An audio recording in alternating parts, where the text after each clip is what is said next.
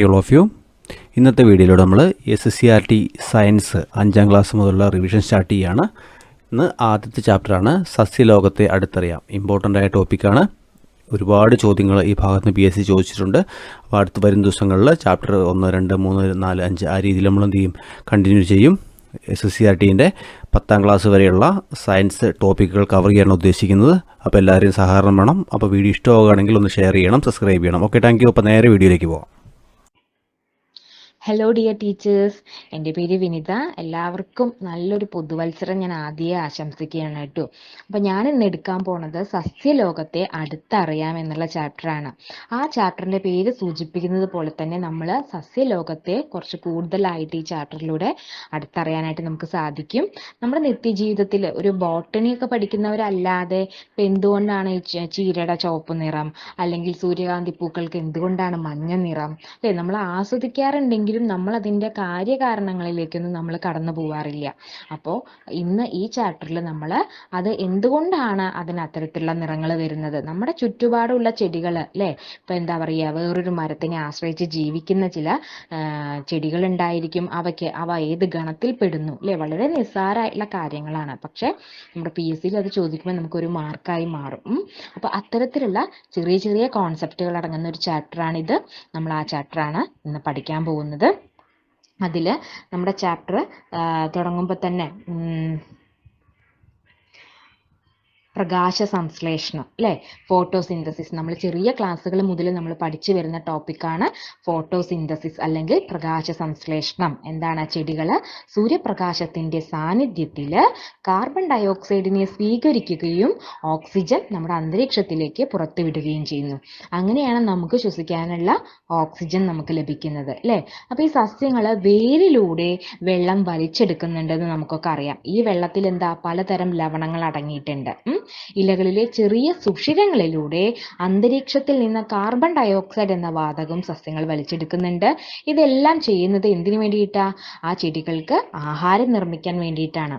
ഇലകളിൽ വെച്ചിട്ടാണ് ആഹാര നിർമ്മാണം നടക്കുന്നത്. ഈ പ്രവർത്തനത്തെയാണ് നമ്മൾ എന്ത് പറയുന്നത്? പ്രകാശ സംശ്ലേഷണം എന്ന് പറയുന്നത്. ഇത് നടക്കണമെങ്കിൽ എന്തിൻ്റെ സഹായം ആവശ്യമാണ്? ഇലകളിലെ ഹരിതകം എന്ന് പറയുന്ന വർണ്ണവസ്തുവിൻ്റെ സഹായവും സൂര്യപ്രകാശവും വേണം. പ്രകാശ സംശ്ലേഷണത്തിൻ്റെ ഉൽപ്പന്നമാണ് ഗ്ലൂക്കോസ്. ഞാൻ എടുത്തു പറയാണ്, പ്രകാശ സംശ്ലേഷണത്തിൻ്റെ ഉൽപ്പന്നമാണ് ഗ്ലൂക്കോസ്. ഇതോടൊപ്പം ഓക്സിജനും ഉണ്ടാകുന്നുണ്ട്, അല്ലേ. ഈ ഓക്സിജൻ സസ്യങ്ങൾ പകൽ സമയത്താണ് പുറത്തുവിടുന്നത്. പ്രകാശ സംശ്ലേഷണ സമയത്തുണ്ടായ ഗ്ലൂക്കോസ് പിന്നീട് അന്നജമാക്കിയിട്ട് മാറ്റപ്പെടുകയാണ് ചെയ്യുന്നത്. സ്വന്തമായിട്ട് ആഹാരം നിർമ്മിക്കുന്നത് കൊണ്ട് സസ്യങ്ങൾ സ്വപോഷികൾ എന്നാണ് അറിയപ്പെടുന്നത്. സ്വന്തമായിട്ട് ആഹാരം നിർമ്മിക്കുന്നത് കൊണ്ട് സസ്യങ്ങൾ സ്വപോഷികൾ എന്ന് അറിയപ്പെടുന്നു. ഇനി അടുത്ത ടോപ്പിക്കാണ് ആസ്യരന്ധ്രം, സ്റ്റൊമാറ്റ. സസ്യങ്ങൾ ആഹാരം നിർമ്മിക്കുമ്പോൾ കാർബൺ ഡൈ ഓക്സൈഡ് സ്വീകരിക്കുകയും ഓക്സിജൻ പുറത്തുവിടുകയും ചെയ്യുന്നുണ്ടെന്ന് നമ്മൾ പറഞ്ഞു, അല്ലേ. ഈ വാതക വിനിമയം നടക്കുന്നത് ഇലകളിലുള്ള ചെറിയ ചില സുഷിരങ്ങളിലൂടെയാണ്. ഈ സുഷിരങ്ങളാണ് എന്ത്? ആസ്യരന്ധ്രങ്ങൾ എന്ന് അറിയപ്പെടുന്നത്. ആസ്യരന്ധ്രങ്ങൾ സസ്യങ്ങളിൽ നിന്ന് ജലബാഷ്പം അന്തരീക്ഷത്തിലേക്ക് പോകുന്നതും ഈ സുഷിരങ്ങളിലൂടെയാണ്. സസ്യങ്ങളിൽ നിന്ന് ജലബാഷ്പം അന്തരീക്ഷത്തിലേക്ക് പോകുന്നതും ഏതിലൂടെയാണ്? ഈ ആസ്യരന്ധ്രം എന്ന് പറയുന്ന സുഷിരങ്ങളിലൂടെയാണ്. ഇത് പറഞ്ഞുകൊണ്ടിരിക്കുമ്പോൾ ഒരു ടോപ്പിക്ക് പറയണം എന്നുണ്ട്. ടോപ്പിക്കല്ല, ഈ ആസ്യരന്ധ്രവുമായി ബന്ധപ്പെട്ട് ചോദിച്ച ഒരു PSCയുടെ ഒരു ക്വസ്റ്റ്യൻ, PSC ബുള്ളറ്റിനിൽ വന്നൊരു ക്വസ്റ്റ്യൻ ഞാൻ ഇവിടെ ഷെയർ ചെയ്യാം. ചോദ്യം ഇതാണ്: ആസ്യരന്ധ്രങ്ങളുടെ പ്രവർത്തനം നിയന്ത്രിക്കുന്ന മൂലകം ഏതാണ്? ആസ്യരന്ധ്രങ്ങളുടെ പ്രവർത്തനം നിയന്ത്രിക്കുന്ന മൂലകം ഏതാ? പൊട്ടാസ്യം. ഏതാണ്? പൊട്ടാസ്യം. ഇനി അടുത്ത ടോപ്പിക്കാണ് ഹരിതകം. ഹരിതകം എന്ന് പറയുമ്പോൾ നമുക്കറിയാം, സസ്യങ്ങളിൽ കാണുന്ന പച്ച നിറമുള്ള വർണ്ണകമാണ് ഹരിതകം, അല്ലേ. ആഹാര നിർമ്മാണത്തിന് ആവശ്യമായിട്ടുള്ള സൂര്യപ്രകാശത്തെ ആഗിരണം ചെയ്യുന്നത് ആരാണ്? ഈ ഹരിതകമാണ്. അപ്പോൾ ഈ ഹരിതകം ഹരിതകം പ്ലേ ചെയ്യുന്ന റോൾ എന്ന് പറയുന്നത് വളരെ വലുതാണ്, അല്ലേ. ആഹാര നിർമ്മാണത്തിന് ആവശ്യമായിട്ടുള്ള സൂര്യപ്രകാശത്തെ ആഗിരണം ചെയ്യുന്നത് ഈ ഹരിതകമാണ്. സസ്യങ്ങളിൽ കാണുന്ന പച്ച നിറമുള്ള വർണ്ണകമാണ് ഹരിതകം. ഹരിതകം കൂടുതലുള്ളത് എവിടെയാണ്? ഇലകളിലാണ്. എന്നാൽ നമുക്കറിയാം, എല്ലാ ഇലകൾക്കും ഈ പച്ച നിറമാണോ? അല്ല, അല്ലേ. നമുക്ക് ചുവന്ന ചുവന്ന ചീരയുണ്ട്, അല്ലെങ്കിൽ മഞ്ഞ നിറത്തിലുള്ള ചില ഇലകളുണ്ട്, അങ്ങനെയൊക്കെ ഉണ്ട്. അപ്പൊ അതിലെങ്ങനെയാ പ്രകാശ സംശ്ലേഷണം നടക്കുമോ? ചുവന്ന നിറത്തിലുള്ള ചീരയിലും ഒക്കെ അതിലും പ്രകാശ സംശ്ലേഷണം നടക്കും അല്ലെ. ഇനി നോക്കൂ, അപ്പൊ എന്തുകൊണ്ടാണ് ഈ ഇലകൾക്ക് പല നിറത്തിലേക്ക് മാറുന്നത് അല്ലെങ്കിൽ പല നിറങ്ങൾ ഉണ്ടാവുന്നത് എന്നുള്ളതിലേക്കാണ് നമ്മൾ വരുന്നത്. അപ്പൊ നോക്കൂ, ഹരിതകമല്ലാത്ത വർണ്ണങ്ങളും ഈ സസ്യങ്ങളിലുണ്ട് അല്ലെ. എന്തുകൊണ്ടാണ് ഇങ്ങനെ സംഭവിക്കുന്നത്? സാന്തോഫിൽ എന്ന വർണ്ണകമുള്ള ഇലകൾ മഞ്ഞ നിറത്തിലും കരോട്ടിൻ ഉള്ളവ ഓറഞ്ചും മഞ്ഞയും കലർന്ന നിറത്തിലും ആന്തോസയാനിൻ എന്ന വർണ്ണകമുള്ള ഇലകൾക്ക് ചുവപ്പ് നിറത്തിലും കാണപ്പെടുന്നുണ്ട് അല്ലേ. എന്നാൽ ചെമ്പരത്തിപ്പൂവ് ചുവന്നിരിക്കാനും സൂര്യകാന്തി പൂവ് മഞ്ഞയാവാനും ഒക്കെ ഉള്ള കാരണം എന്തുകൊണ്ടായിരിക്കും അല്ലെ? അതിലും ഇതുപോലെ വർണ്ണകമുണ്ട്. അതുകൊണ്ടാണ് ഇലകൾക്കും തണ്ടുകൾക്കും പൂക്കൾക്കും പഴങ്ങൾക്കും നിറം നൽകുന്നത് വർണ്ണകങ്ങളാണ്. ഒന്നുകൂടെ പറയാം. സാന്തോഫിൽ എന്ന വർണ്ണകമുള്ള ഇലകൾ മഞ്ഞ നിറത്തിലും കരോട്ടിൻ ഉള്ളവ ഓറഞ്ചും മഞ്ഞയും കലർന്ന നിറത്തിലും ആന്തോസയാനിൻ എന്ന വർണ്ണകമുള്ള ഇല ചുവപ്പ് നിറത്തിലും കാണപ്പെടുന്നുണ്ട്. ഇതുമായി ബന്ധപ്പെട്ടിട്ട് PSC ബുള്ളറ്റിനിൽ ഇതിനു മുൻപ് ചോദിച്ചിരുന്ന ക്വസ്റ്റ്യൻ ആണ്. ആ ഒരു ക്വസ്റ്റ്യൻ ഞാൻ ഇവിടെ ഷെയർ ചെയ്യാട്ടു. കുങ്കുമത്തിൽ അടങ്ങിയിട്ടുള്ള വർണ്ണകം ഏതാണ്? ബിക്സിൻ. ബിക്സിൻ എന്ന് പറയുന്ന വർണ്ണകമാണ് കുങ്കുമത്തിൽ അടങ്ങിയിട്ടുള്ളത്. അതുപോലെ വേറൊരു ചോദ്യമാണ്, ഹരിതക വേരുള്ള സസ്യം ഏതാണ്? ഹരിതക വേരുള്ള സസ്യമാണ് അമൃതവള്ളി. നമ്മൾ നേരത്തെ പറഞ്ഞപ്പോൾ ഈ എന്താ പറയുക, ആസിരേന്ദ്രത്തിന്റെ കാര്യം പറഞ്ഞ സമയത്ത് നമ്മൾ പറഞ്ഞു ഇലയുടെ ആ ഒരു ഇതിലൂടെയാണ് എന്താണ് അന്തരീക്ഷത്തിലേക്ക് ബാഷ്പം പോകുന്നത് എന്ന് പറഞ്ഞു അല്ലെ. അപ്പൊ അതുമായി ബന്ധപ്പെട്ടൊരു ചോദ്യം, ഇലയുടെ അഗ്രഭാഗത്തുള്ള ഹൈഡാത്തോഡ് എന്ന സൂക്ഷ്മ സുഷിരങ്ങൾ വഴി ജലം തുള്ളികളായിട്ട് നഷ്ടപ്പെടുന്ന പ്രക്രിയ ഏതാണെന്നാണ് ചോദിച്ചിരിക്കുന്നത്. ഏതാണത്? ബിന്ദുസ്രാവം അഥവാ ഗട്ടേഷൻ. ബിന്ദുസ്രാവം അഥവാ ഗട്ടേഷൻ. അപ്പൊ ഈ ക്വസ്റ്റ്യങ്ങളിലൊക്കെ നമ്മുടെ ക്വിസ് മത്സരം നടത്തുമ്പോൾ ഇടാന്ന് വിചാരിച്ചു, പക്ഷെ ഇതിൽ ക്വസ്റ്റ്യൻസ് ഒരുപാടുണ്ട്. അതുകൊണ്ടാണ് ഞാനിത് പറഞ്ഞ് ആ ടോപ്പിക്കിന്റെ ഒപ്പം ആ ടോപ്പിക്കുമായിട്ട് ബന്ധപ്പെട്ട് എന്താ പറയുക, പൊതുവിൽ നമ്മൾ കേൾക്കാത്ത ചോദ്യങ്ങളാണെന്ന് തോന്നുകൊണ്ടാണ് അതിന്റെ ഒപ്പം തന്നെ പറയണത് കേട്ടോ. ഇപ്പൊ നമ്മൾ പൂക്കളുടെയും ഇലകളിലെയൊക്കെ നിറങ്ങൾ പറഞ്ഞു. അതിൽ നമ്മൾ മഞ്ഞ നിറവും ഓറഞ്ച് നിറവും പച്ച നിറവും ഒക്കെ പറഞ്ഞു അല്ലെ. അപ്പൊ ഈ പൂക്കൾക്ക് പർപ്പിൾ നിറം നൽകുന്ന സസ്യവർണ്ണകം ഏതാണ്? പൂക്കൾക്ക് പർപ്പിൾ നിറം നൽകുന്ന സസ്യവർണ്ണകം ഏതാണ്?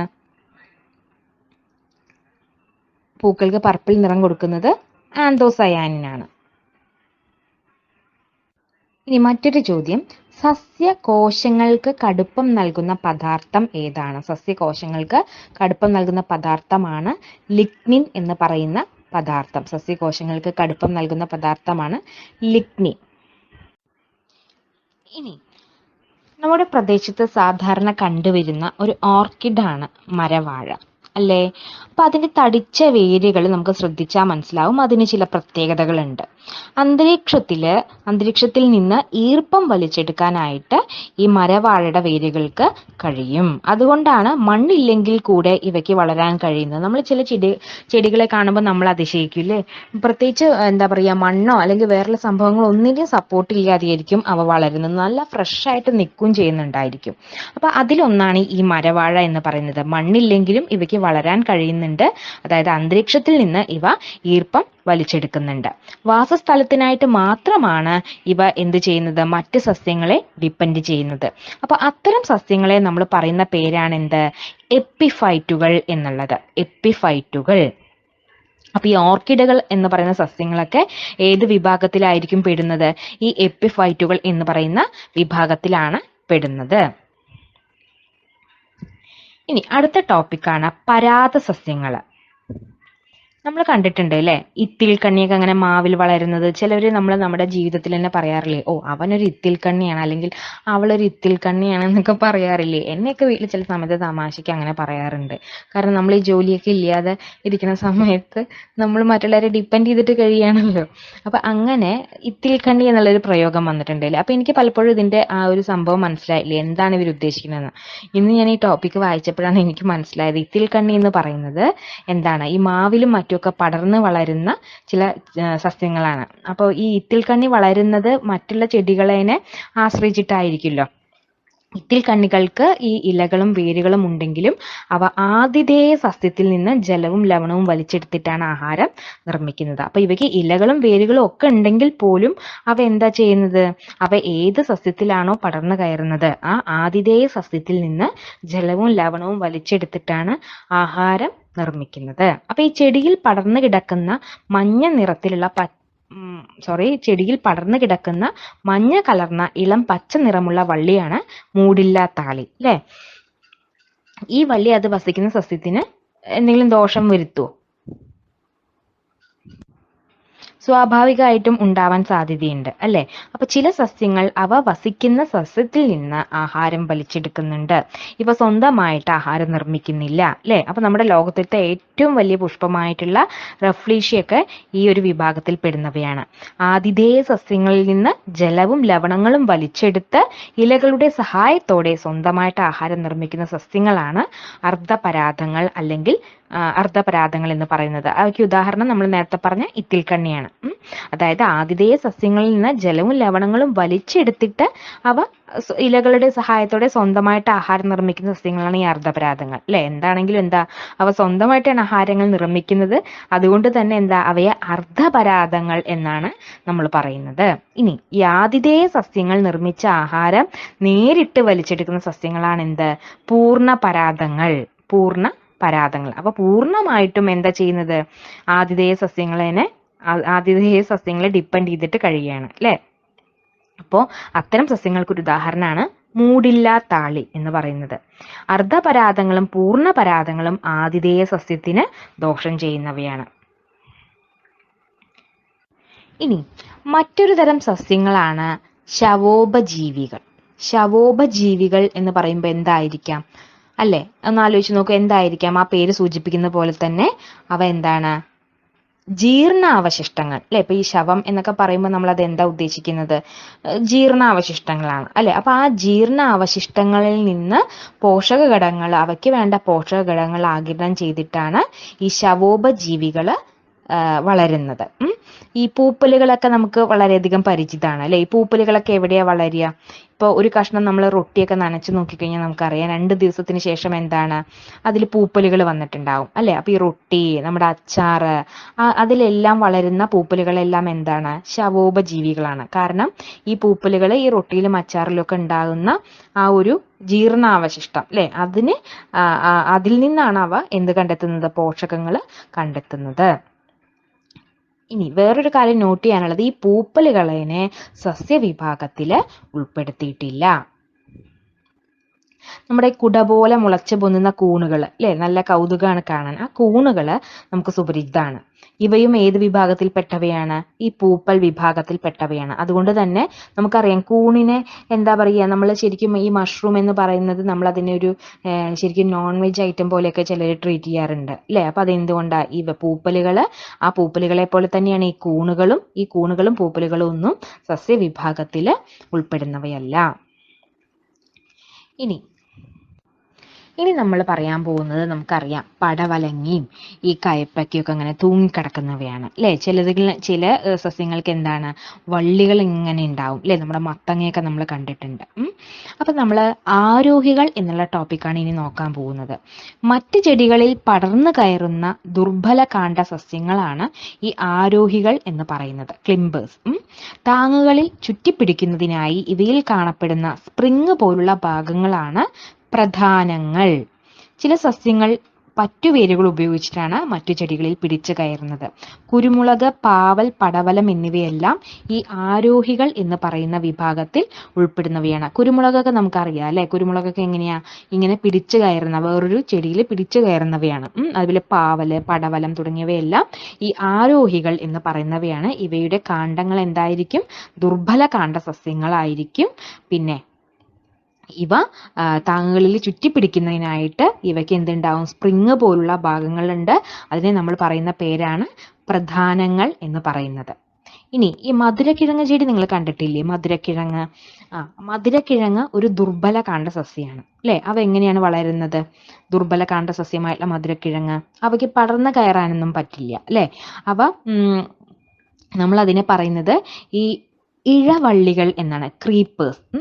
നിലത്ത് പടർന്നു വളരുന്ന ദുർബലകാണ്ഡ സസ്യങ്ങളാണ് ഈ ഇഴവള്ളികൾ. മധുരക്കിഴങ്ങ്, കൊടങ്ങല്, പിന്നെ സ്ട്രോബെറി തുടങ്ങിയവയൊക്കെ ഈ ഇഴവള്ളികളാണ്. ഇവയിൽ പ്രധാനങ്ങളോ അല്ലെങ്കിൽ മറ്റു വേരുകളോ ഉണ്ടായിരിക്കില്ല. കാരണം പ്രധാനങ്ങൾ എന്ന് വെച്ചാൽ എന്താ, നമുക്ക് മറ്റൊരു ചെടിയിലേക്ക് പടർന്നു കയറാനുള്ള സ്പ്രിങ് പോലുള്ള ഭാഗം. അപ്പൊ നമ്മുടെ ഈ മധുരക്കിഴങ്ങിനോ അല്ലെങ്കിൽ സ്ട്രോബെറിക്കൊന്നും അങ്ങനെ വേറൊരു ചെടിയിൽ ഇങ്ങനെ പറ്റിക്കേറി ഇങ്ങനെ പടർന്നു പോകാനുള്ള പ്രധാനങ്ങളില്ല, അല്ലെ? അവയ്ക്ക് കൈകളില്ല എന്നങ്ങോട്ട് വിചാരിക്കുക. ആ പ്രധാനങ്ങളില്ല അവയ്ക്ക്. അപ്പോൾ അവയെ നമ്മൾ പറയുന്നത് ഇഴവള്ളികൾ എന്നാണ്. ആ പേരിൽ തന്നെ ഉണ്ട്, അല്ലെ? ഇങ്ങനെ ഇഴഞ്ഞിങ്ങനെ കിടക്കുന്ന പോലെയുള്ള ഇഴവള്ളികളാണ് അവ. ഇനി നമ്മൾ പഠിക്കാൻ പോകുന്നത് താങ്ങുവേരുകളും പൊയ്ക്കാൽ വേരുകളും എന്നുള്ള ഭാഗമാണ്. താങ്ങുവേരുകളും പൊയ്ക്കാൽ വേരുകളും ജലവും ലവണങ്ങളും വലിച്ചെടുക്കാൻ വേണ്ടി മാത്രമല്ല, ചെടികളെ താങ്ങി നിർത്താനും ഈ വേരുകൾ പ്രയോജനപ്പെടുന്നുണ്ട്, അല്ലെ? മണ്ണിന് മുകളിൽ കാണുന്ന ഇത്തരം വേരുകളാണ് താങ്ങുവേരുകളും പൊയ്ക്കാൽ വേരുകളും. ഈ പേരാലിൽ കാണുന്നത് എങ്ങനത്തെ വേരാണ്? താങ്ങുവേരുകളാണ്, അല്ലെ?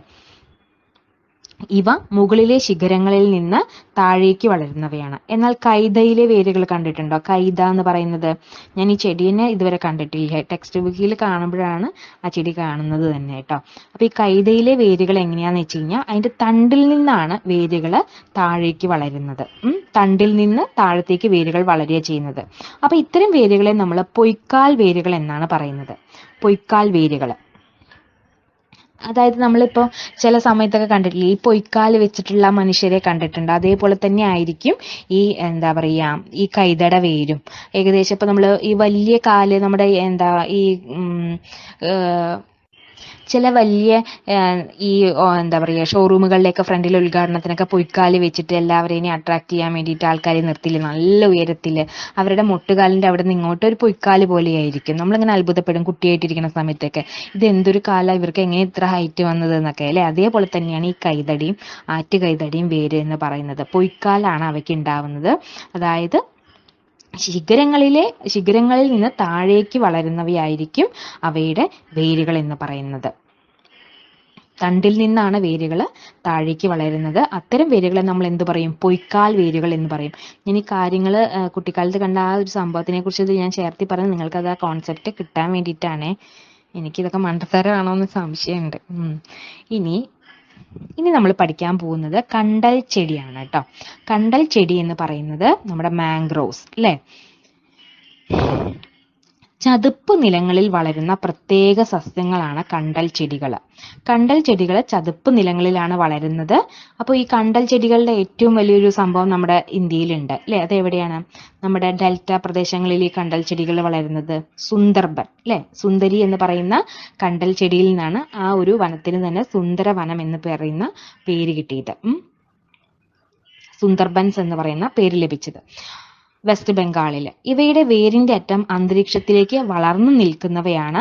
വാതക വിനിമയത്തിന് സഹായിക്കുന്ന ഇത്തരം വേരുകൾക്ക് ശ്വസന വേരുകൾ എന്നാണ് പറയുന്നത്. എന്താ പറയുന്നത്? ഇവയുടെ വേരിന്റെ അറ്റം എന്ന് പറയുന്നത് എങ്ങോട്ട് നിൽക്കുന്നു? അന്തരീക്ഷത്തിലേക്കാണ് വളർന്നു നിൽക്കുന്നത്. അതുകൊണ്ട് തന്നെ വാതക വിനിമയത്തിന് സഹായിക്കുന്നവയാണ് ഇത്തരം വേരുകൾ. അവയ്ക്ക് പറയുന്ന പേര് ശ്വസന വേരുകൾ എന്നാണ്. കണ്ടൽ ചെടികളുടെ കൂടുതൽ കാര്യങ്ങൾ നമുക്ക് ക്വസ്റ്റ്യൻ അനലൈസ് ചെയ്യുമ്പോൾ നമുക്ക് പറയാം കേട്ടോ. 2-3 ചോദ്യങ്ങൾ ഇതുമായി ബന്ധപ്പെട്ടിട്ടുണ്ട്. ഇനി നമ്മുടെ മരച്ചീനി, അല്ലെ? നമുക്ക് എല്ലാവർക്കും ഇഷ്ടമുള്ള ഒരു സംഭവമാണ് കപ്പ എന്ന് പറയുന്നത്. അപ്പൊ ഈ മരച്ചീനി ആഹാരം സംഭരിച്ചു വെക്കുന്നത് എവിടെയാണ്?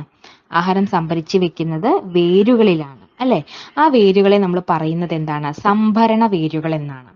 വേരിലാണ് മരച്ചീനി ആഹാരം സംഭരിച്ചു വെക്കുന്നത്. ഇതിനെ നമ്മൾ പറയുന്നതാണ് സംഭരണ വേരുകൾ എന്ന് പറയുന്നത്. എല്ലാ കിഴങ്ങുകളും എന്നാൽ സംഭരണ വേരുകളല്ല, അല്ലെ?